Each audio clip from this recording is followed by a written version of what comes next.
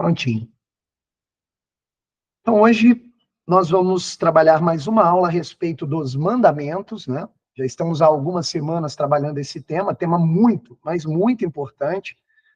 E já trabalhamos algumas aulas, né? Já fizemos uma aula introdutória aos mandamentos, já analisamos detalhadamente o primeiro mandamento, já analisamos detalhadamente o segundo mandamento, depois nós tivemos uma aula sobre o terceiro e quarto mandamentos, tá? Depois trabalhamos o quinto e o nono mandamentos, se eu não me engano, ou o sexto e o nono, e hoje vamos trabalhar o sétimo e o 10º mandamentos, tá joia? E aí vamos caminhar para os mandamentos que faltam nas próximas aulas, até encerrarmos e depois entrarmos em sacramentos, tá? Existe uma promessa de uma aula especial, que vai ser ministrada pelo próprio Padre Alexandre, tá? Quando a gente entrar no assunto sacramentos, o Padre Alexandre pediu para dar 2 aulas para vocês, né? Ele mesmo ministrar essas aulas a respeito de alguns sacramentos mais importantes, tá joia? Então, nós vamos ter aí a felicidade, né, de aprender um pouco mais com o Padre Alexandre, ok? Então, antes de mais nada, vamos fazer a nossa oração de costume, né, que é a oração para antes de estudar, escrever e ensinar, composta por Santo Tomás de Aquino, o maior doutor da igreja, ok? Vamos lá? Em nome do Pai, do Filho e do Espírito Santo. Inefável Criador, que dos tesouros de vossa sabedoria tiraste as hierarquias dos anjos, dispondo-as no céu com ordem admirável, e que distribuíste o universo com harmonia. Vós, que sois a verdadeira fonte da luz e o princípio supremo da sabedoria, dignai-vos derramar sobre as trevas da minha inteligência o raio do vosso esplendor, removendo as duplas trevas nas quais nasci, o pecado e a ignorância. Vós que tornais fecunda a língua das crianças, tornai erudita a minha língua, e derramais sobre os meus lábios a graça de vossa bênção. Concedei-me a curacidade para entender, a capacidade de reter, a facilidade de aprender, a graça abundante de falar e escrever. Ensinai-me a começar, regei-me a continuar e a perseverar até o término. Vós que sois verdadeiro Deus e verdadeiro homem, que viveis e reinais pelos séculos dos séculos. Amém. Em nome do Pai, do Filho e do Espírito Santo. Amém. Feita a oração inicial, podemos, portanto, iniciar o tema da aula de hoje, ok? Antes da gente adentrar o 7º e o 10º mandamentos, que eu já adianto para vocês, né? O 7º mandamento diz, não roubarás. Né? E o 10º mandamento, não cobiçarás os bens alheios. Né? Quando você lê os 2 mandamentos, você vê que os 2 mandamentos, eles têm alguma relação. Né? Não roubarás e não cobiçarás os bens alheios, apesar deles terem algumas sutilezas em termos de diferenças. Né? Eles são semelhantes, mas não são idênticos, obviamente, pois se fossem idênticos, não precisariam estar separados em mandamentos distintos. Tá joia? Mas antes da gente detalhar esses mandamentos, que parecem óbvios à primeira vista, e quando a gente vai adentrando as suas sutilezas, a gente vai percebendo que não são tão evidentes quanto parecem. Tá? E que, por vezes, nós caímos, né, nesses pecados, mesmo sem saber que estamos caindo. Tá joia? Mas já a gente fala sobre isso. Porque antes de falar sobre os mandamentos de hoje, eu gostaria de destacar a vocês a importância dessas aulas, tá? Existe um filósofo também, doutor da igreja, chamado Santo Agostinho, né, grande filósofo da patrística, remonta ali o século IV depois de Cristo, né, ali no início da comunidade cristã, na construção da doutrina. O Santo Agostinho é um grande filósofo, um grande pensador. Tem alguns livros dele dali que eu tenho que estudar, né, porque a minha profissão exige isso, né? E o Santo Agostinho, ele é magistral nas suas escritas, tanto é que Santo Tomás de Aquino, o maior doutor da igreja, ele fez um compilado dos escritos de Santo Agostinho na Catena Áurea, né? Para quem não sabe, Santo Tomás de Aquino, ele pegou o calendário, a organização do calendário litúrgico, pegou todas as leituras das Sagradas Escrituras do calendário litúrgico e reuniu vários doutores da igreja que viveram antes dele, vários filósofos, padres da igreja, e ele reuniu comentários, né, desses trechos das Sagradas Escrituras, e ele também fez a sua contribuição. E ele compilou tudo isso naquilo que nós chamamos de Catena Áurea. Então, é uma obra assim, imprescindível para um católico que quer aprofundar, né, nas Sagradas Escrituras, no comentário das leituras do calendário litúrgico. É uma coisa maravilhosa. Né? O Santo Tomás de Aquino era um fã, né, do Santo Agostinho, obviamente. E o Santo Agostinho, ele desenvolveu dois conceitos muito interessantes em sua filosofia, que são os conceitos de cidade dos homens e cidade de Deus. Conceitos filosóficos imprescindíveis para compreender a realidade. Tá? Esses conceitos estão localizados na sua obra homônima, né? É Cidade de Deus, chamada Cidade de Deus, que é uma obra fantástica também. E por que eu quero destacar esses dois conceitos num primeiro momento? Porque, veja bem, nós, né, eu, a Michele, o Glauco, a Larissa, nós somos leigos, né? Nós estamos ali categorizados, né, num termo leigo dentro da igreja, dentro da distinção entre as pessoas que compõem o corpo místico de Cristo, que compõem a igreja, né? Nós somos chamados de leigos, né? Nós participamos ali do que nós chamamos a vivência cristã no mundo, né? E os leigos, eles têm uma função, assim, muito importante para a igreja, né? Qual é a nossa função? A nossa função não é apenas participar da Santa Missa, né, participar dos sacramentos, ter uma vida de estudos, não é apenas isso, tá? Não é apenas isso. Isso é muito importante, é óbvio que é, né? Sem os sacramentos não tem vida cristã. Mas o que define, basicamente, a vocação do leigo é justamente ser cristão fora do espaço da igreja. Tá? É ser cristão na vida mundana. É ser cristão na vida ordinária. É ser cristão, né, na vida fora da igreja, ou seja, no mundo. No mundo. Né?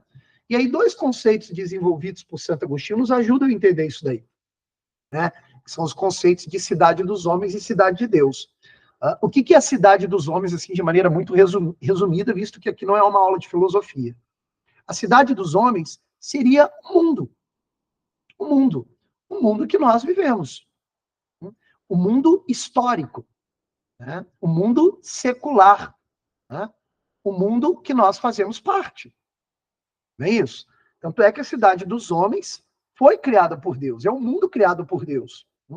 Um mundo que é histórico porque ele tem um início com a criação divina, que está lá localizado no livro do Gênesis, tem a sua existência, que é o presente da cidade dos homens, que é o que nós estamos vivendo agora, e tem um futuro, inclusive um fim pré-determinado, que está localizado no último livro da Bíblia, que é o Apocalipse.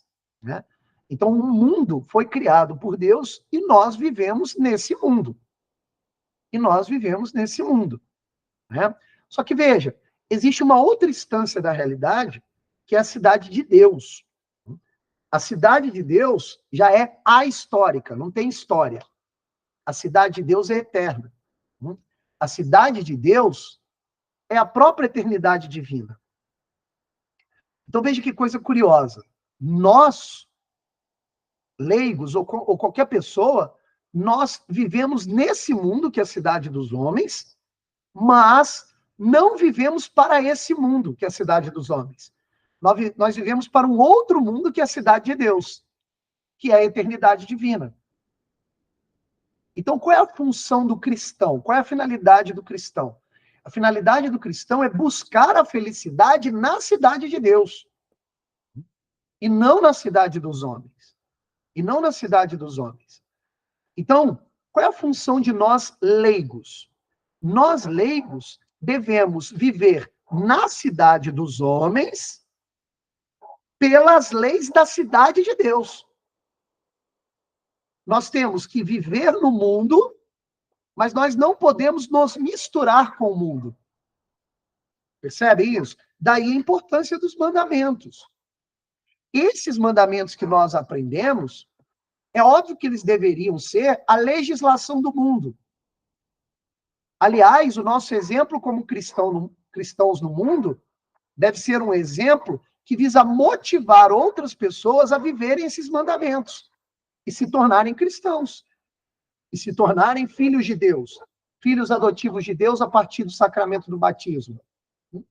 Então, nós somos modelos, devemos ser modelos de viventes da cidade de Deus, mesmo na cidade dos homens. Vai ser a nossa conduta em obras, em obediência aos mandamentos, que vai motivar as outras pessoas a serem cristãs. Percebem? Então, veja, se existem duas cidades, e a cidade é uma polis, e toda polis é ordenada por leis e por ordens, então devemos cumprir ordens nas cidades. Só que como a cidade de Deus é infinitamente superior à cidade dos homens, as leis que devemos reger a nossa própria vida na cidade dos homens devem ser as leis da cidade de Deus. E quais são as leis da cidade de Deus? Ora, os mandamentos. Os mandamentos. Então, o leigo, ele cumpre a sua vocação cristã muito no mundo, fora do espaço da igreja. Porque no espaço da igreja, mal ou bem, todo mundo ali está tentando ordenar a sua vida aos mandamentos. A pergunta é, será que você está ordenando a sua vida aos mandamentos na cidade dos homens? Fora da igreja? Será que você está vivendo as leis da cidade de Deus no mundo? No mundo. Porque não basta ser cristão na igreja. Tem que ser principalmente cristão no mundo. No trabalho, na família, nas relações sociais, nos ensinamentos. E não apenas verbalmente, mas como modelo. Daí a importância de compreender a profundidade dos mandamentos. Ó. Percebe? E olha que coisa curiosa, tá? Há inclusive uma promessa. Se você cumprir os mandamentos da cidade de Deus, que é esses que nós estamos aprendendo na cidade dos homens, e se você cumprir bem, cumprir buscando a perfeição no cumprimento, você começa a vislumbrar a cidade de Deus já agora, na cidade dos homens. Que é o que nós chamamos de vida de santidade. A vida de santidade exige uma premissa básica, que é a vivência dos mandamentos, de forma intensa e cada vez mais perfeita. Olha que coisa bonita, né? Então, assim, eu queria só fazer esse prefácio, esse preâmbulo aí da nossa aula, para a gente sempre lembrar o porquê que estamos estudando os mandamentos. Nós não estamos estudando os mandamentos para compreendê-los filosoficamente, apenas, mas para compreendê-los e aplicá-los na nossa vida, para que sejamos modelos cristãos no mundo. É óbvio que obedecer os mandamentos cristãos no mundo não é fácil, ainda mais no mundo que nós vivemos. Nós vamos ser motivos de chacota, de depreciação, vão querer roubar a nossa fama, vão nos degradar moralmente, nós vamos ser marginalizados de certos grupos sociais, nós vamos ser considerados inferiores. Mas, olha, esse é o preço. É o preço. O cristão não é aquele que imita Cristo, então também devemos imitá-lo no sacrifício e oferecer todos esses sofrimentos a Deus. Ó. Então, assim, não tem saída. Devemos viver as leis da cidade de Deus na cidade dos homens. Custe o que custar. Inclusive, parece meio pesado o que eu vou dizer, mesmo que custe a nossa vida. Né? Nós estamos sendo cada vez mais convidados ao sacrifício. O cristão que está atento está observando esse movimento. Está observando esse movimento.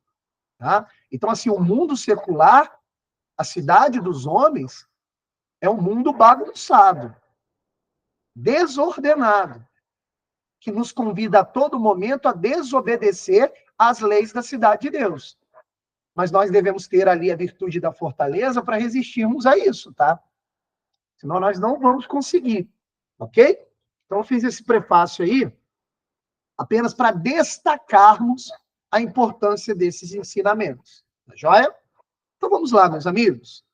Vamos aos mandamentos de fato. 7º mandamento, não roubarás. 10º mandamento, não cobiçará os bens alheios, ok? Primeira coisa que eu chamo a atenção, tá? Esses mandamentos, eles estão reafirmando duas virtudes, tá? Duas virtudes que o cristão deve ter. Aliás, o que é uma virtude? Uma virtude é uma espécie de hábito de conduta. Tá? Uma virtude é uma espécie de hábito de conduta. Tá? O que é um hábito? Um hábito é uma ação repetida que você vai tendo e que, de tanto repetir, essa ação gruda na sua conduta, gruda na sua alma, e você passa a ser reconhecido, inclusive, por essa conduta. Isso é um hábito. E os hábitos podem ser bons ou ruins. Quando um hábito é ruim, nós chamamos isso de vício. Quando um hábito é bom, nós chamamos isso de virtude. Tá? Então, é óbvio que obedecer os mandamentos de Deus nos obriga a adquirir virtudes, bons hábitos. Porque se eu não tenho bons hábitos, obrigatoriamente eu terei maus hábitos. Não há saída, não há uma terceira via. A conduta humana é feita por hábitos. Eu tenho hábitos, o Glauco tem hábitos, a Michele tem hábitos, o Leonardo, que acabou de chegar, tem hábitos, a Larissa tem hábitos. Todos nós temos hábitos. E esses hábitos são bons ou ruins. Quando eles são ruins, nós temos uma conduta viciada. Quando eles são bons, nós temos uma conduta virtuosa, tá? Então, assim, não há saída. Ou você está servindo habitualmente Deus, ou você está servindo habitualmente o mundo. Assim, não tem terceira via, tá? Não tem terceira via. E você vai ser julgado por seus hábitos. Por seus hábitos, tá? Então, esses dois mandamentos, o 7º e o 10º, eles visam combater vícios e afirmar virtudes. Porque a única maneira de combater vícios é através de virtudes. Tá joia? Então, uma primeira virtude que o 7º e o 10º mandamento reafirmam é a virtude da justiça. É a virtude da justiça. Tá? E eles visam, aí um segundo ponto, falei 2 pontos, né? E o segundo ponto, eles visam também combater o vício da injustiça e, no caso do 10º mandamento, combater o vício da inveja. Da inveja, tá? Então, assim, para nossa aula ficar muito clara, devemos aqui tratar 2 conceitos que devem estar, assim, muito bem determinados na nossa lembrança, no nosso intelecto. Quais são esses 2 conceitos? O conceito de virtude da justiça e o conceito de vício da inveja. Tá? Então, nós vamos trabalhar o 7º mandamento pelo prisma da virtude da justiça e o 10º mandamento pelo prisma do vício da inveja. Tá joia? Vamos começar pelo 10º, tá? Que ele é um pouco menor e tem menos detalhes, tá joia? E aí fica mais claro, depois a gente vai para o 7º mandamento, que exige de nós, assim, uma percepção de maiores sutilezas, tá? 10º mandamento, não cobiçarás os bens alheios, tá? O que é cobiça? Cobiça é um desejo desordenado. E quando eu desejo desordenadamente o bem alheio, eu estou cobiçando o bem alheio, logo estou pecando contra o 10º mandamento, tá? E aí entra uma coisa interessante, porque aí entra um vício, né, em jogo, que é o vício da inveja, tá? O que é inveja? A inveja é o hábito, lembremos sempre, virtude e vício são reconhecidos como hábitos, tá? Uma ação repetitiva. A inveja é o hábito de se entristecer pelo bem alheio. Olha que coisa curiosa. Eu fico triste porque uma pessoa próxima tem um bem que eu não tenho. E quando eu me entristeço com isso habitualmente, eu nutro em mim o vício da inveja. Por isso que a inveja é algo ruim. A inveja é algo ruim porque vai definhando o meu ser na medida em que a minha vida vai sendo travada, limitada pelo bem conquistado por um próximo. E eu passo a me entristecer por isso. Isso é inveja. Se você ficar alimentando ali a inveja, tá? Daqui a pouco, o que vai estar acontecendo? Você vai estar cobiçando o bem do seu próximo. Cobiçando o bem alheio, tá? E aqui tem um dado interessante. Cobiçar o bem alheio supõe ficar pensando em ter o que o outro tem. isso já é pecado. Isso já é pecado, né? O livro do Léo Tressi, ele diz o seguinte, né? Um parágrafo muito pequeno que eu vou ler para vocês. Não há necessidade de a gente colocar na tela, não. Olha que coisa interessante. O 10º mandamento é companheiro do 7º, como o 9º é do 6º, tá? Cadê? Tá. Ó, o 10º mandamento diz que não é só pecado roubar, como diz o 7º, mas é pecado também querer roubar, desejar tirar e conservar o que pertence ao próximo. Então, olha que coisa curiosa. Tudo que digamos sobre a natureza e a gravidade das ações contra este mandamento aplica-se também, portanto, ao desejo correspondente. Percebem a questão? Então, quando nós desejamos, né, de maneira desordenada o bem do próximo, a gente já está infligindo o 10º mandamento. Então, o 10º mandamento não implica apenas o ato de tomar o bem do outro, como é no 7º, mas implica já em desejar o bem do próximo de maneira desordenada. Isso é muito importante. Percebe? Então, veja, se eu tenho a minha vida limitada em ficar desejando o que não é meu, mas o que é do próximo, eu já estou implicando em desobediência ao 10º mandamento. Percebe a questão? Então, é por isso que é pecado. Vou dar aqui um exemplo, tentar aqui trazer um exemplo prático, tá joia? Por exemplo, no meu caso, né? Eu tenho uma vida de estudos porque a minha profissão social exige isso. Eu sou professor, tá? E vamos supor que eu conheço uma pessoa que tem muito mais conhecimento do que eu, tá? E vira e mexe eu conheço pessoas assim. Quando eu conheço uma pessoa assim, eu tenho duas escolhas. Eu fico quieto e me aproximo dessa pessoa para aprender com ela, ou eu sinto inveja daquele conhecimento que ela tem e eu não tenho. Eu tenho essas duas escolhas. Se eu escolher a segunda opção e transformar aquilo em hábito, necessariamente eu desobedecerei o 10º mandamento. Porque eu vou ficar cobiçando aquele conhecimento que a outra pessoa tem e eu não tenho, ao invés de estudar para obter aquele conhecimento e pedir a ajuda dessa pessoa para aprender cada vez mais com ela. Percebem o que eu estou dizendo? E olha, vou trazer aqui uma notícia muito triste para vocês.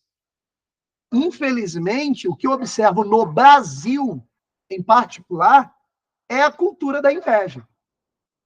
O brasileiro, se não é o maior, é um dos maiores do mundo que atentam contra esse mandamento.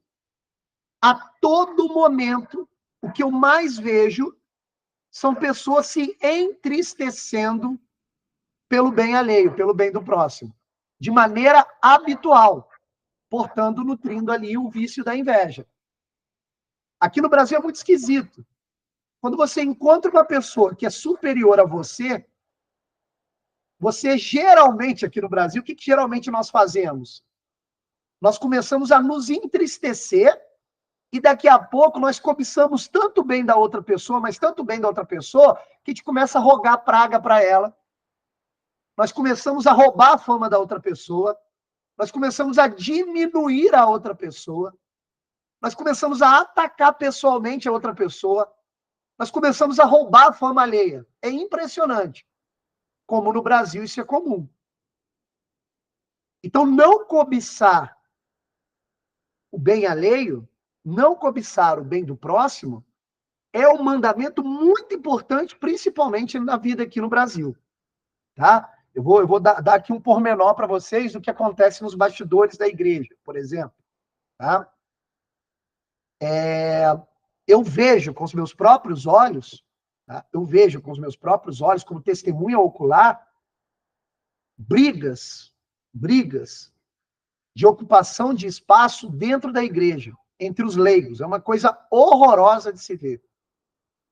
E o que eu mais vejo é que, às vezes, existem pessoas que estão ocupando ali um certo espaço na igreja, agindo ali dentro de uma função específica, e que a pessoa tem qualidade para aquilo,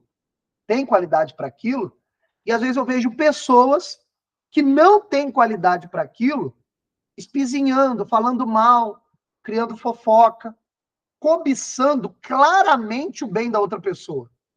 É um negócio, assim, horrível de se ver. E isso, claramente, é um pecado contra o 10º mandamento. Percebe? Então, assim, não cobiçar o bem alheio não é apenas em relação a bens materiais, mas a qualquer tipo de bem. A qualquer tipo de bem. Uma coisa também que é muito comum no Brasil, tá? Quando nós encontramos uma pessoa boa, né? Um cristão, uma pessoa que obedece os mandamentos na cidade dos homens, para a gente usar ali o preâmbulo da aula, né? Eu vejo também, cara, isso é muito comum, inveja em relação à pessoa bondosa.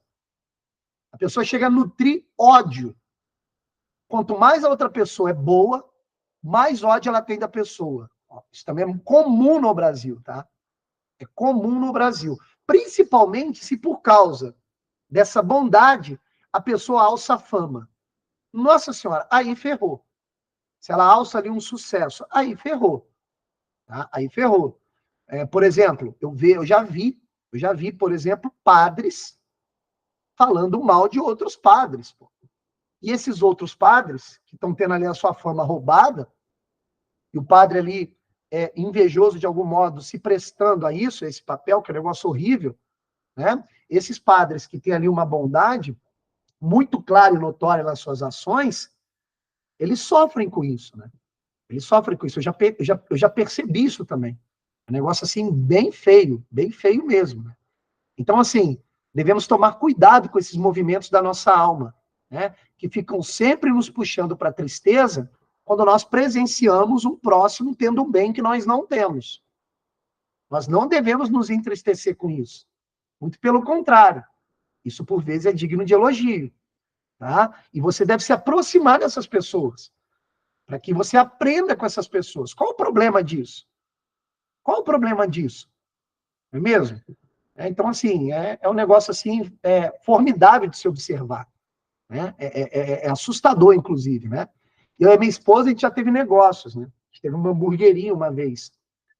E aí a gente abriu a hamburgueria sem ter meio que tino para coisa. Né? A gente foi até um pouco irresponsável, porque a gente abriu ali a hamburgueria, a gente não tinha muito experiência com a coisa. É óbvio que a experiência adquire depois que você tem um negócio, mas a gente não se preparou tanto. E a gente abriu numa rua onde tinham vários outros negócios. Cara, as pessoas atacavam a gente e tinham certas ações esquisitíssimas dos negócios ali do lado, né? Eles entendiam a gente como concorrentes e atacavam a gente de uma maneira, assim, assustadora. Principalmente quando, num primeiro momento, começou a dar certo o negócio. Falei, cara, que doideira. Eu comecei até a analisar aquilo. Né? Mas eu não tive muito fortaleza para o negócio, não. A gente acabou saindo desse ramo justamente por isso, tá? A concorrência faz as pessoas ficarem loucas, né? Loucas, e elas acabam agindo de maneira muito errada, né? E desobedecendo, obviamente, esse 10º mandamento, tá? Então, o 10º mandamento, não cobiçarás o bem do próximo, está muito relacionado ao vício da inveja, tá joia? É isso. Alguém tem alguma pergunta sobre o 10º mandamento antes da gente entrar no 7º? Não? Não. O 7º mandamento diz, né, não roubarás. Tá? O roubo, ele já é a ação. Né? Se o 10º mandamento está ligado a uma tristeza, a uma parte psicológica, né, a um pensamento que está sempre cobiçando o bem do próximo, o 7º mandamento já está relacionado à ação. Né? Não roubarás. Não roubarás. Pois quando uma pessoa rouba, né, essa pessoa está atentando contra a virtude da justiça. Tá? E o que é justiça? Justiça é a virtude, né? É o hábito bom de dar ao próximo aquilo que lhe é merecido. Isso que é justiça. Né? Aliás, a palavra justiça, ela já dá essa pista. Né? Justiça tem de algo ajustado, né? De algo justificado. Né? Sei lá, vou dar um exemplo bobo aqui. Quando você vai comprar um tênis, né? Você calça o tênis primeiro, para ver se está justo. Né? O que seria um tamanho injusto? Seria um tamanho muito menor do que o seu pé ou muito maior do que o seu pé. Você quer um tamanho justo, né? Um tamanho que caiba, que ajuste ao formato e ao tamanho do seu pé. Tá? Na virtude da justiça é mais ou menos a mesma coisa, é análogo a isso. As minhas ações em relação ao outro, elas devem estar ajustadas ao outro. Ou seja, eu devo dar ao outro aquilo que lhe é de direito. Aquilo que lhe é de direito. Isso supõe, inclusive, em relação a mim mesmo. Eu devo dar a mim mesmo aquilo que me é de direito. Tá? Então, o sétimo mandamento, não matarás, ele está chamando a atenção à virtude da justiça. Desculpa, não roubarás. Está chamando a atenção à virtude da justiça. Porque, veja, de todas as virtudes, talvez a justiça seja aquela que está mais endereçada ao outro, ao próximo. Então, a justiça é a virtude que, por excelência, nos diz como devemos viver em comunidade, como devemos viver na polis, como devemos viver na sociedade, como devemos agir em relação ao próximo, em relação ao outro. Né? Sem a justiça, veja, sem a virtude da justiça, a nossa vida em comunidade, em sociedade, vai ser muito problemática. Vai ser muito problemática. Tá? Então, a justiça também pressupõe agir em nome do bem comum. Agir em nome do bem comum. Tá? Eu estou roubando alguém, ou eu estou roubando a sociedade, quando a minha ação não pressupõe o bem comum também. Tá? Também isso vai ser um atentado contra o sétimo mandamento. Tá joia? Então, isso é muito importante da gente compreender. Tá? Só que o sétimo mandamento, ele traz uma sutileza, tá? Ele traz uma sutileza. Nem sempre no sétimo mandamento fica muito claro se aquele atentado contra o mandamento pressupõe um pecado grave, ou um pecado venial, ou uma mera imperfeição. Percebe? Por exemplo, eu vou na casa de um amigo, tá? E ali tem um saco de balas em cima da mesa central da sala dele. Eu pego uma bala sem avisá-lo. De certa forma, eu estou roubando a bala dele, ó. Mas é certo que meu amigo não vai ficar chateado de eu ter pego aquela bala. Aliás, aquela bala possivelmente está ali para isso mesmo. Né? Mas vamos supor que a gente não saiba que está ali para isso mesmo. Se eu pego e o meu amigo não vê, eu estou roubando a bala. A pergunta é, será que isso já é um atentado grave contra o sétimo mandamento? É óbvio que não. É óbvio que não.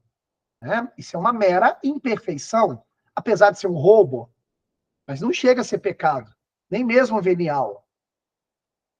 Percebem a questão? Então, assim, é muito difícil a gente achar ali um critério bem objetivo que defina o que é imperfeição, o que é pecado leve e o que é pecado grave. Tá? Aí vai exigir de nós uma espécie de bom senso. De bom senso. Devemos pedir ajuda, inclusive, do Espírito Santo para nos iluminar nesse sentido. Né? Por exemplo, eu vou comprar um salgado na lanchonete, sei lá, uma pizza na lanchonete, alguma coisa do tipo, e aí vejo ali o preço, tá? E aí eu pago a moça me devolve o troco errado, ela me devolve um troco a mais, ela me devolve, sei lá, R$10 a mais. Veja, é minha obrigação avisá-la que ela devolveu um troco a mais e devolver para ela o que lhe é de direito. Se eu pego, né, e não devolvo, falei, o preço da pizza também estava muito caro, eu acho que é justo eu ficar com um troco a mais. Se eu faço isso, eu estou atentando contra o sétimo mandamento. Eu estou pegando aquilo que não é meu. Tá joia? Isso já é pecado. Isso já é pecado. Aí, a depender do valor, vai ser pecado leve ou grave. Né? Ela me devolveu 50 centavos a mais. Né? Pecado leve, vai, depender do valor da pizza. Ela me devolveu R$10, pecado grave. Mas veja, olha como é difícil saber qual é o limite de uma coisa para outra. Eu tenho que levar muita coisa em consideração. Eu tenho que levar em consideração, por exemplo, se aquele dinheiro é muito necessário para a pessoa. Eu tenho que levar em consideração o valor absoluto do dinheiro. Né? É tão sério isso, antes de eu dar a palavra para a Michele, que por vezes, quando você vai confessar um pecado contra o sétimo mandamento, às vezes até o padre tem dúvida. Ele vai precisar de consultar o direito canônico e meditar a sua questão circunstancial. Então, assim, não há um critério muito evidente para definir se é apenas uma imperfeição, se é um pecado venial ou se é um pecado grave. Grave, desculpa. Pode dizer, Michele, pode falar. Professor, é considerável. Isso é uma questão muito grande comigo sempre. Por exemplo, um paciente recebe alta e a filha, enfim, quem está com ele, fala assim: Michele, eu não tenho dinheiro para comprar a fralda. Aí eu pego e dou um pacote de fralda do hospital. Ela fala, aí a gente tem um documento que a gente faz, uma prescrição de fralda no qual as pessoas conseguem pegar na Secretaria de Saúde, sabe? A fralda de graça.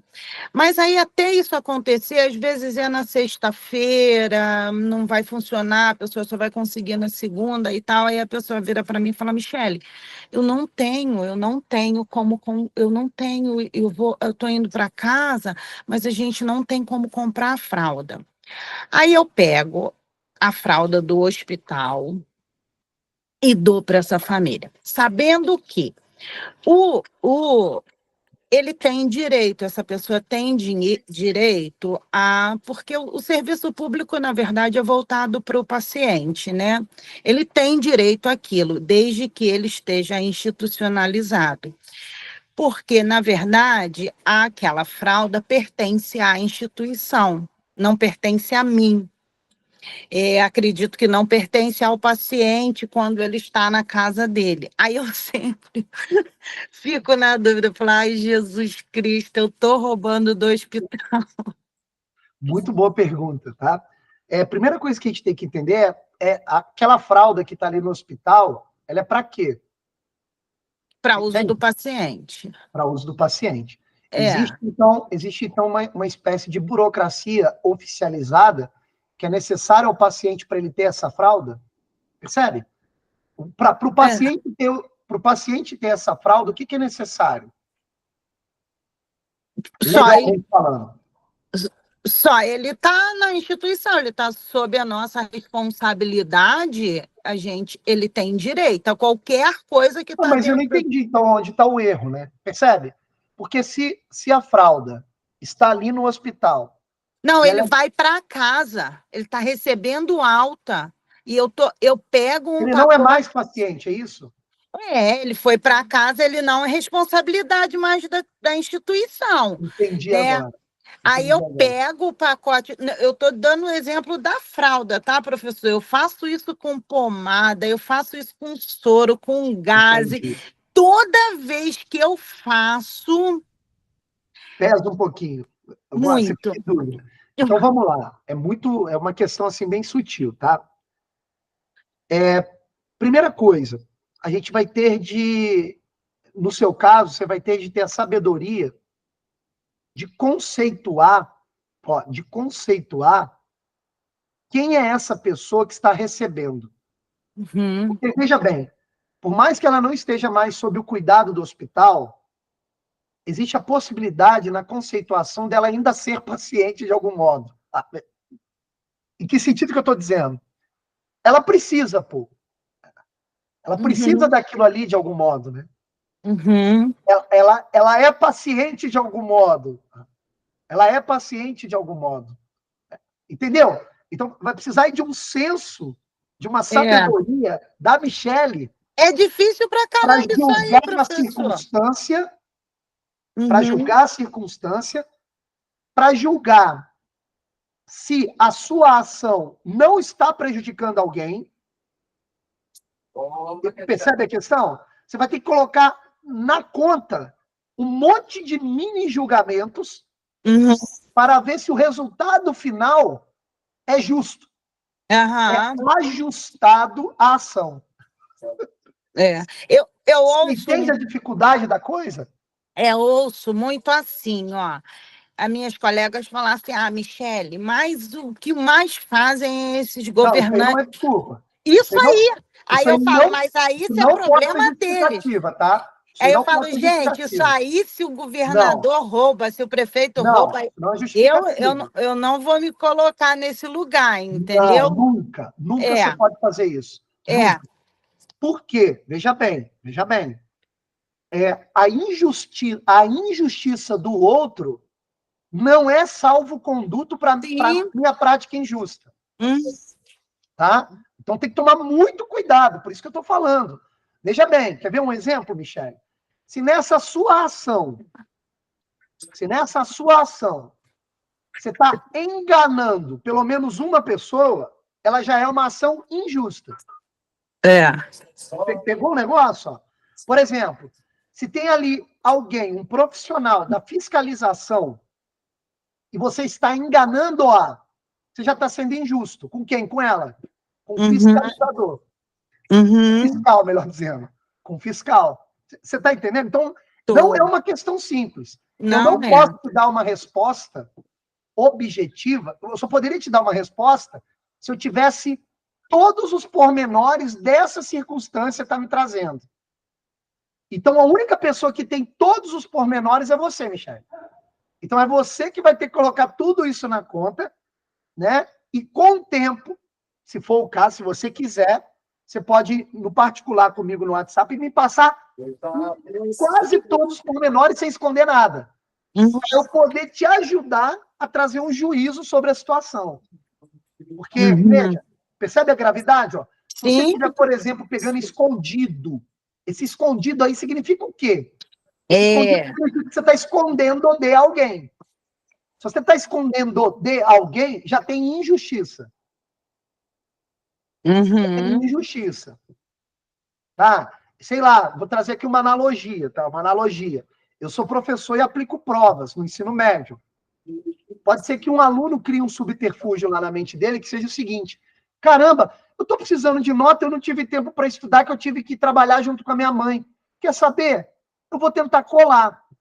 Só que é o seguinte, quando ele tenta colar na prova, por que ele está praticando injustiça? Além da injustiça com os outros, que não cabe como analogia ao seu caso, mas ele vai estar também prejudicando o professor que está aplicando a prova. Porque ele está tentando me enganar. Então, ele está escondendo de mim o que ele está fazendo. Sim. Então, ele está praticando uma injustiça contra mim. Aí já é um pouco análogo ao seu caso. Então, assim, se tem pelo menos uma pessoa que precisa ser enganada no seu ato, já tem injustiça. Então tem. Então tem injustiça. O diretor do hospital. Possivelmente vai ser um pecado venial, tá? Possivelmente. Não sei se será grave. Aí você teria que conversar com o diretor espiritual para ele analisar todos os pormenores, analisar o Código do Direito Canônico e ver isso daí. Mas porque mesmo que a intenção seja boa, você acaba prejudicando outras pessoas que fazem o controle daquilo ali, né? Aí é injusto. Aí você está roubando. Olha que coisa curiosa. Olha por que é atentado contra o sétimo mandamento. Porque você vai estar roubando a verdade do fiscal que lhe é de direito. Olha que coisa curiosa. Você está roubando a verdade de um fato de que é de direito do fiscal. É de direito do fiscal saber esse fato. Ele entrou. Isso dele. Tá muito bonito. E ela falou dinheiro mesmo. Compreende a questão? Então tem uma injustiça aí. Eu acho que seria injustiça de matéria leve, tá? Mas eu teria que meditar melhor sobre o assunto e pegar mais os pormenores. Você entende? Você entende isso aí? Então, assim, é difícil essa situação, né? Eu te aconselho, Michele, para resolver seu caso o mais rápido possível, o mesmo conselho que eu te dei em aulas anteriores, né? Parece que eu estou fugindo da questão, mas não é o caso. Procurar um padre da sua confiança e relatar para ele, de maneira detalhada. Um bom padre, tá? Tem que ser um bom padre, obviamente, que conheça a doutrina, porque, infelizmente, nem sempre o padre é bom também. Porque eu já vi padre que poderia te aconselhar assim, não, em nome da justiça social, tá tudo certo. Você está entendendo? Não é simples assim. Não é, professor, que toda vez que eu faço... Alguma coisa parece que está... Cara, eu estou fazendo M. Fica ali, sabe? Todas as vezes que eu faço, eu fico incomodada. Tá? Porque, veja, a lei moral, isso aqui é muito bonito, tá? A lei moral, segundo o catecismo, ela não é apenas externa a nós, como uma revelação dada na tábua de pedra lá para Moisés. Não é apenas isso. A lei moral também ela é inscrita no interior da nossa alma espiritual. Nós chamamos de consciência moral. Então, quando nós agimos desobedecendo o mandamento, parece que a nossa consciência internamente nos avisa Sim, tem alguma treta aí, tem alguma coisa errada aí, né? Tá errado. Tem alguma coisa não justificada, não justa, injusta, que não se ajusta a essa circunstância e a essa minha prática. Parece que alguma coisa, parece que um alerta vermelho acende. É assim. É muito bonito, né? Porque Deus nos faz com essa dignidade também. É igual essa semana, eu fui fazer um exame e eu estava passando muito, muito mal. E aí o pessoal falou, não, vai na frente, cara, você vai na frente, você trabalha aqui, você é funcionária, você vai na frente. Aí eu falei assim, não vou passar na frente de ninguém, não. Porque tá todo mundo passando mal aqui. É perfeita a sua conduta, porque há um critério objetivo de preferência, segundo a gravidade do adoecido, não é isso? Sim. Para ser atendido. Esse é o critério. O critério não é sou funcionário da instituição, não é esse o critério. Não é esse. Perfeito. Até porque eu era mais jovem, sabe? Dos que estavam na minha frente, todos eles tinham prioridades em relação a mim. Perfeito. Agora, Michele, quando você me traz esses exemplos, é muito interessante. Nos faz observar em nossa volta como é que na cidade dos homens, ou seja, como é que no mundo, todas as pessoas praticam injustiça e estão achando que estão agindo de maneira justa. É natural. Isso é muito assustador, né? É natural. Aliás, olha que coisa curiosa.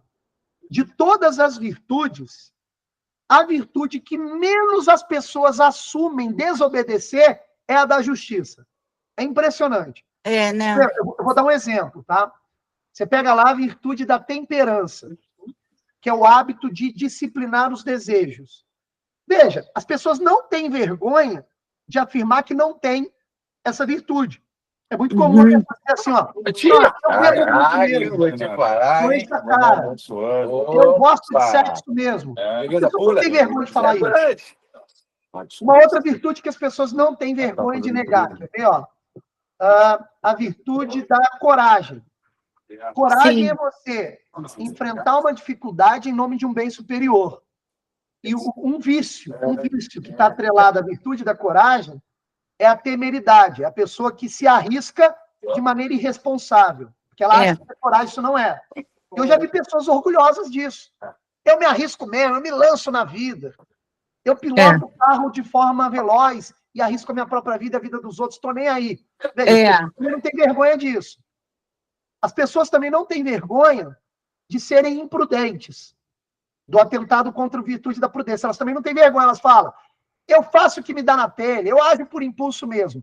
Agora, quando se trata da justiça, eu nunca vi uma pessoa assumir que é injusta. Porque parece que isso é muito feio, ó, socialmente. E realmente porque a justiça é a virtude que, por excelência, leva em conta o outro. Então, tem o olhar do outro. Então, isso traz vergonha para a pessoa. Então, assim, quando você começa a fazer perguntas para uma pessoa que quer passar na frente da outra por ser funcionário e começa a confrontá-la, mostrando para ela o que é realmente a virtude da justiça e mostrando para ela que aquilo que ela está fazendo é injusto, se ela cair em si, no momento seguinte ela tem vergonha desse ato. Mas as pessoas não caem. Olha só, dificilmente. Isso é assustador. Não caem. Isso é assustador. Eu tive uma discussão essa semana no salão, que a minha cabeleireira virou para mim e falou assim, eu votei no Neto. Aí eu virei para ela e falei assim, eu não votei nele, porque eu acho que porque piorou muita coisa, eu não votei nele. Ela falou assim, eu votei nele, porque todas as vezes que eu peço as coisas dele, ele me atende. Eu falei, que legal, mas eu não votei nele. Porque eu acho isso aí, que não é. Eu acho que isso não era para ser assim, você não precisava pedir nada para ele. Porque você já pensou quem não conhece ele e que nem Isso é quem não gravíssimo. tem acesso a ele?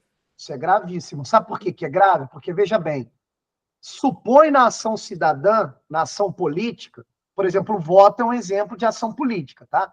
Uhum. Supõe na ação política o critério maior que é o bem comum. Então, por exemplo, Equidade.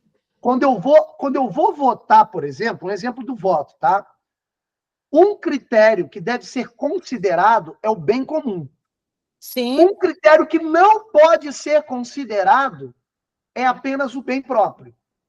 o Se eu penso favorecimento apenas no bem pessoal. próprio, se eu penso apenas no bem pessoal, no bem próprio, como critério para ação política, essa minha ação não é política, não é da Não, polis. Ela não leva em conta o bem comum. É uma ação injusta, injusta. que atenta contra o sétimo mandamento.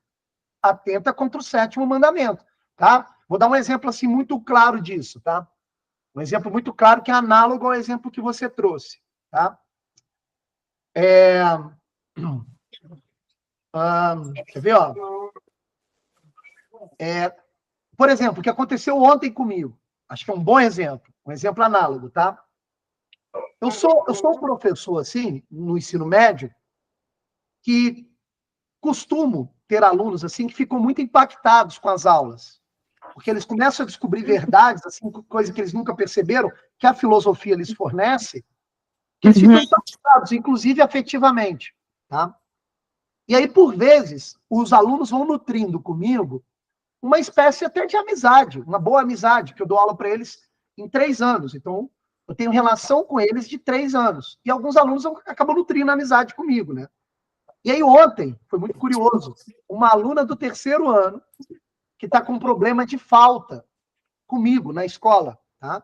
Na escola a gente faz lá a chamada e ela tem muitas faltas, e ela não pode faltar mais a partir daquele dia até o final do ano. Aí ela chegou para mim ao final da aula e me chamou no particular e disse assim: nossa, professor, caramba, olha só que coisa curiosa. Leonardo, seu microfone está aberto. Isso, obrigado. Se quiser desligar, está tendo ruído. Obrigado. Beleza, E aí fecha ela aqui. chegou para mim. Obrigado. Aí chegou para mim ao final da aula, ela disse assim: nossa, professor, a gente vem muito na aula e às vezes a gente aprende tanta coisa inútil, né? E eu não estou falando que o juízo dela está errado, pode ser que esteja correto. A gente aprende tanta coisa inútil, né? Falei, cara, professor, juro, às vezes eu ganho mais ficando em casa e estudando, e às vezes eu falto. Não a aula do senhor, mas outras aulas. Ela veio com esse papo. Cara, pode ser que o juízo dela seja verdadeiro ou falso, não me interessa isso. Mas vamos supor que o juízo dela seja verdadeiro. Vamos supor que seja, por vezes, mais útil faltar aula e estudar em casa. Vamos supor, é possível. Ainda mais ela, que é uma boa aluna, tá? Ela é muito boa aluna. Então, por conta disso, eu faltei muito. Professor, não tem como o senhor não me dar falta nessas outras aulas, porque eu sei que a aula do senhor é muito importante, mas as aulas agora daqui para frente são aulas de revisão para o Enem. E eu juro para o senhor que eu estudo muito em casa a matéria do senhor. Não tem como o senhor não me dar falta, mesmo eu não vindo? Ela me fez essa pergunta. Aí eu expliquei para ela. É óbvio que não. É óbvio que eu E não os que posso vão fazer isso. à aula? Eu não posso fazer isso. Porque, veja, a chamada que eu faço aqui não é apenas uma burocracia vazia. É um documento que atesta a sua presença em aula. É uma resposta que eu vou dar aos seus pais, que são responsáveis por você, que você ainda é menor de idade. São eles que respondem por você. Se você não está na minha aula e está em outro lugar e eu coloco presença, é como se você tivesse. Percebe que eu estou mentindo para pelo menos uma pessoa, que é a coordenadora da escola, e não mentindo para os seus pais, porque você pode estar matando aula. Eu não estou dizendo que você vai fazer isso, mas pode ser. Então, assim, eu não posso fazer isso. Eu tenho que pensar no bem comum. E o bem comum é a escola. E os outros colegas que frequentam a aula? Oi? Né? E os outros colegas dela que frequentam a aula? Exatamente. E outra, eu não posso dar um bem particular para ela corrompendo o bem comum. É. É análogo ao seu exemplo. É. Eu não posso colocar prevalência na ação social e na ação política o meu bem próprio em detrimento do bem comum. Quer ver um exemplo, Michele? Você sabia que é injusto, olha que coisa maluca, tá? É injusto ultrapassar sinal vermelho. É injusto atravessar fora da faixa de pedestres. Parece que muito exagerado isso, mas não é. Por quê? Olha só. Eu estou vindo com carro, tá? Eu estou vindo com carro. E eu vejo que a rua está vazia. E eu vejo que para eu entrar na rua que eu quero, eu tenho que dar a volta lá embaixo. Tá? Mas eu falo assim, cara, eu vou dar um balão aqui mesmo para poder entrar nessa rua, porque deixa eu dar uma olhadinha aqui rápida, não tem ninguém olhando, e eu vou fazer isso. Por que essa ação é injusta? A princípio, ela é injusta porque se tiver uma câmera ali me focalizando ou uma pessoa que eu não vi me olhando, eu já estou prestando para ela um mau exemplo. E o mau exemplo é injustiça com o outro. Eu estou roubando o bom exemplo da outra pessoa. É de direito da outra pessoa o meu bom exemplo. Uhum. Eu estou roubando isso dela. Já é injustiça. Uma injustiça leve, é verdade, mas já é uma injustiça. Ó. É. Você está compreendendo como é que as pessoas, nós, somos injustos no nosso dia a dia, a todo momento, isso é muito sério. Mesmo que a injustiça seja uma imperfeição ou seja uma injustiça leve. Ó. É igual quando a gente vive, né, uma moda nossa, acusar todos os governantes, todos os políticos de corrupto. Mas você parou para pensar no nosso dia a dia como a gente é corrupto o tempo todo? Nós somos corruptos. O tempo todo. Quando a gente fura uma fila. Exatamente isso. Quando a gente quer tomar uma vantagem em relação a alguma coisa, sabe? A gente é corrupto. O brasileiro, você falou muito bem no início da aula, como você falou que o brasileiro é invejoso, e o brasileiro é muito corrupto. Perfeito. A nossa cultura, a gente nasce numa cultura de corrupção o tempo todo. Perfeito. O que é assustador. Agora, Michele, só para deixar claro, tá? Isso aqui é importante que eu vou dizer também. Você pega aí corrupção, faltas graves, leves. Sim. A corrupção, ela tem níveis. Então, a depender do nível, e essa linha não é muito clara, como eu disse no início da aula, a depender do nível, a sua injustiça se torna grave ou ela é leve. Então, por exemplo, tá? Furar uma fila é uma falta leve. Sim. Agora, olha como é que depende da circunstância. Furar uma fila também pode ser uma falta grave se a pessoa que está atrás de mim, ela está com um problema de saúde tão sério que aquele tempo para ela pode ser maior sofrimento para ela. Percebe? Aí já pode se tornar grave, ó, furar uma fila. Furar a fila do mercado e furar a fila da cirurgia. Perfeito, perfeito. Olha como é que a gravidade já alterna. Perfeito. Aham. Então, o que a gente tem que estar atento é isso. Então, Sim. por exemplo, eu sei que essa fala, ela é verdadeira. Ó. A gente reclama muito dos políticos que são corruptos, mas nós também somos. Essa fala é verdadeira. Só que deve-se tomar cuidado em relação à gravidade da corrupção. O que eu quero dizer com isso? É óbvio que desviar bilhões não tem tem uma gravidade muito superior a furar a fila. Eu só estou dizendo isso para a gente nunca perder de vista a hierarquia da gravidade contra o sétimo mandamento. Uhum. Percebe? Porque tem imperfeições, pecado venial e pecado grave. Desviar bilhões é pecado gravíssimo. Gravíssimo. Furar fila pode ser pecado leve, pode ser uma mera imperfeição, ou pode ser pecado grave. Então, assim, tem pecados que a própria matéria é grave objetivamente. Você não precisa nem analisar muita coisa. Como, por exemplo, desviar bilhões. Ó, desviar muito dinheiro é pecado grave sempre. Percebe a questão? Então, assim, nós temos que pedir a Deus o dom da sabedoria, o dom do Espírito Santo da sabedoria, o dom carismático da sabedoria, para compreendermos com muita luz esses casos. E outra coisa, qual é a dica que eu dou para vocês em relação ao 7º mandamento? Um conselho que funciona comigo. Começar a nutrir na nossa conduta alguns bons hábitos que já vão curando pequenos e leves vícios. Vai atravessar a rua, percebe se tem uma faixa de pedestres por perto. Começa a habituar a sua conduta para atravessar na faixa de pedestres. Começa a perceber que no dia a dia você é convidado a agir com malandragem em pequenas coisas e começa a evitar isso. Quer ver um pecado que é muito comum? Tá? É o pecado de roubar a fama alheia.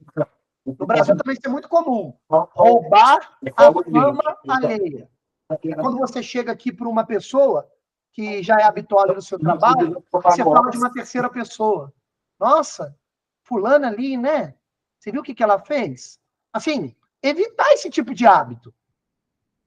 Uma cicrano ali, né? Apontando para outra pessoa, dando o nome dela. Fala assim, nossa, cicrano ali, você viu o que ela fez? Evitar esse tipo de hábito. Isso é roubar a fama alheia.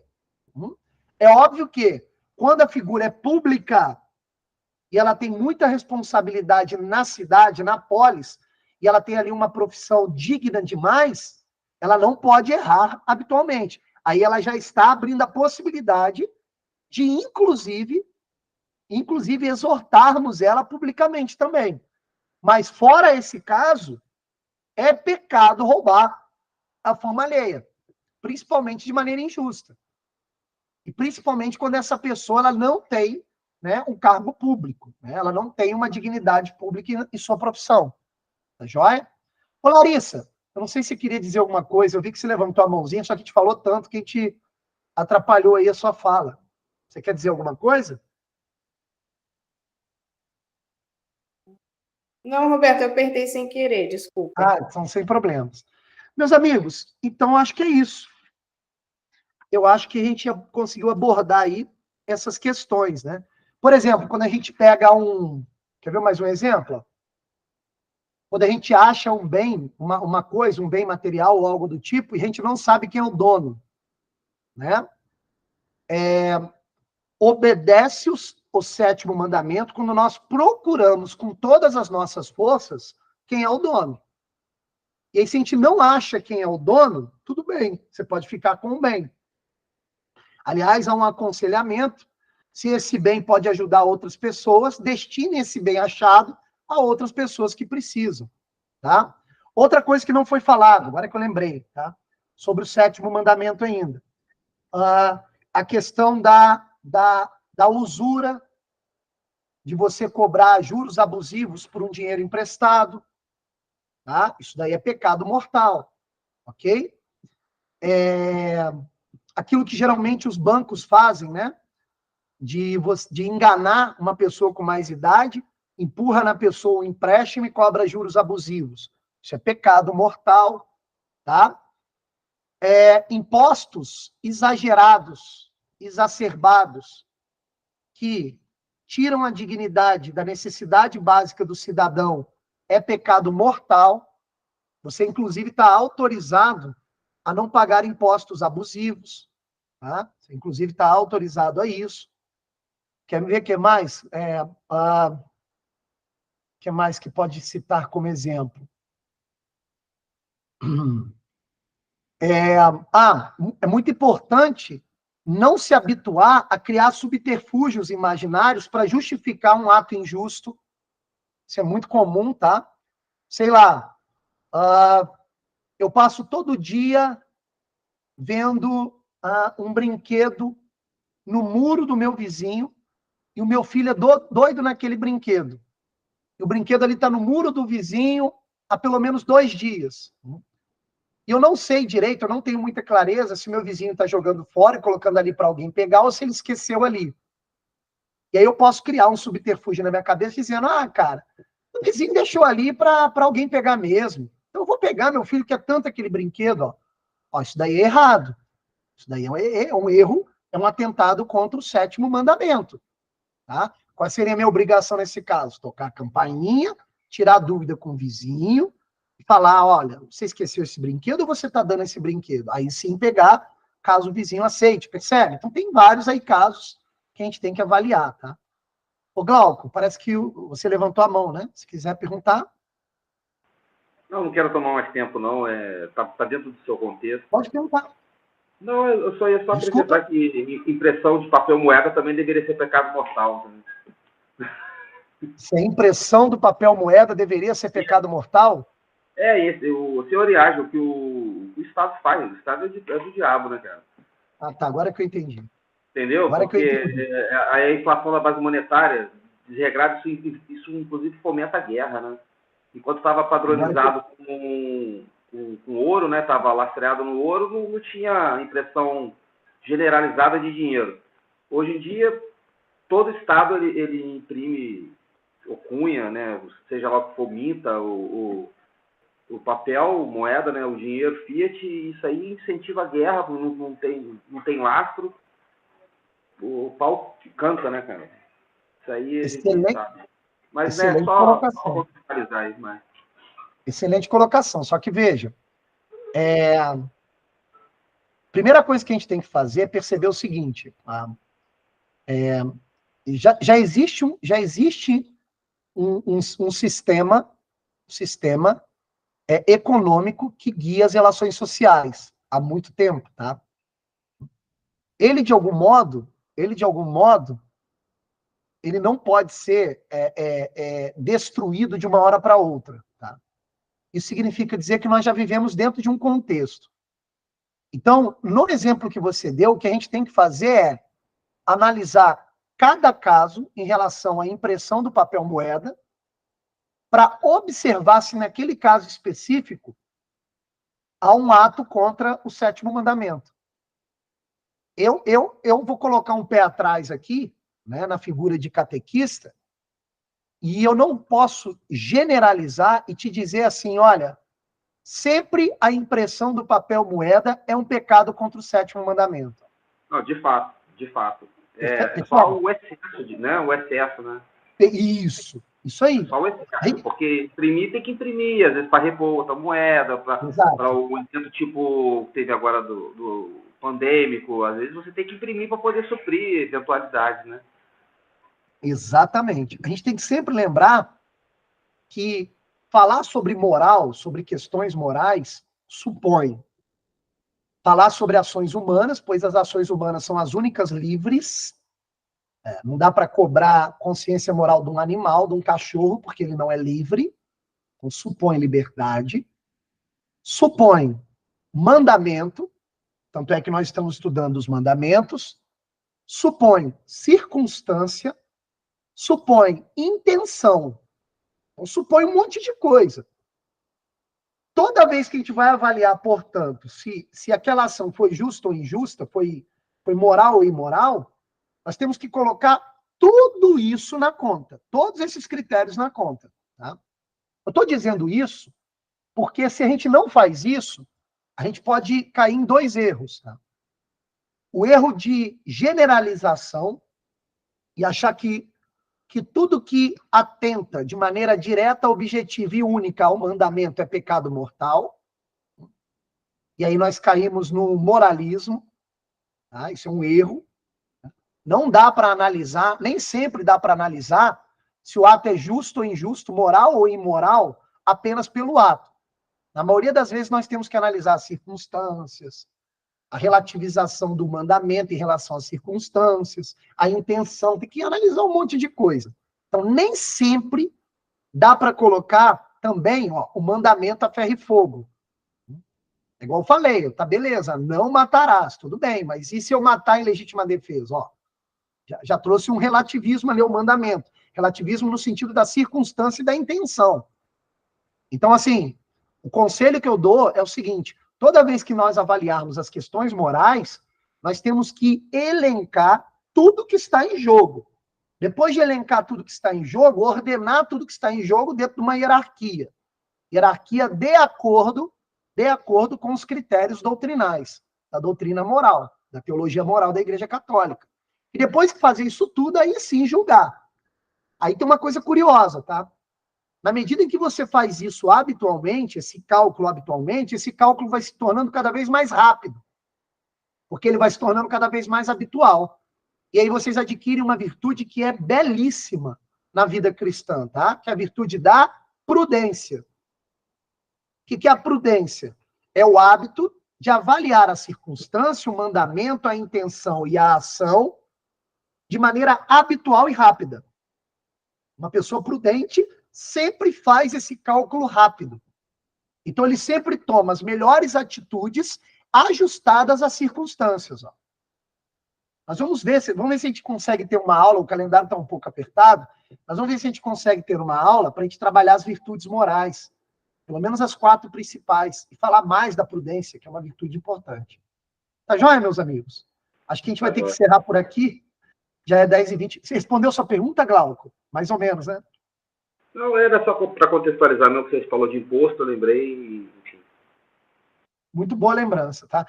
Glauco, nós precisaríamos, inclusive, de uma aula para falar sobre o sistema econômico, que é uma questão importante, que tem a ver com esse 7º mandamento, né? Falar sobre a questão da usura, que é pouco falado dentro dos meios católicos, né? Mas, infelizmente, o nosso tempo é curto.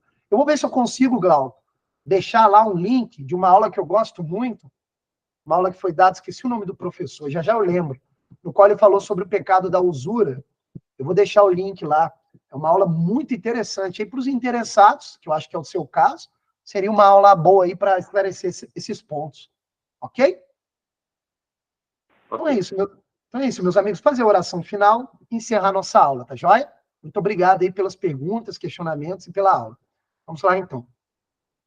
Em nome do Pai, do Filho e do Espírito Santo. Pai nosso que estais nos céus, santificado seja o vosso nome. Venha a nós o vosso reino.